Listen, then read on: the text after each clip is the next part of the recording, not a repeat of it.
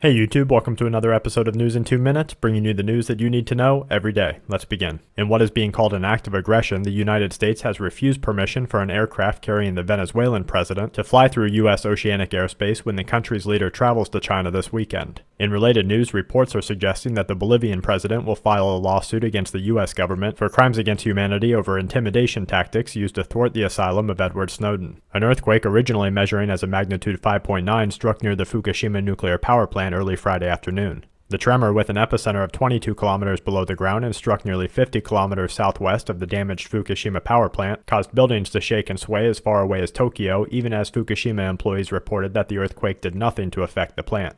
British and Saudi Arabian researchers have found that the genetic analysis of the MERS coronavirus shows that the disease has jumped from animals to human beings several times throughout the life of its mutation. Scientists around the world are continuing to warn that both the H7N9 variation of the avian flu and the MERS coronavirus have the highest potential to become the world's next pandemic. Doctors screening over 54,000 patients found that consuming high levels of vitamin B will lower your risk of stroke even when not combined with diet and exercise. Authorities have reported that poultry is still being sold throughout multiple markets in Nepal, even as a ban has been put into place to try and stop the spread of bird flu within the country. Scientists in the United States and Europe are trying to find an alternative to the creation of red food dye, which is currently made by the crushing of various red-scaled insects and adding chemicals to those crushings in order to bring out a vibrant red color, which is still considered by the FDA to be a natural food coloring on ingredient labels. Super Typhoon Usagi has strengthened into the strongest storm system of 2013 with maximum sustained winds of over 160 miles per hour and conditions that may see it strengthening further before it makes landfall near Hong Kong on Saturday evening.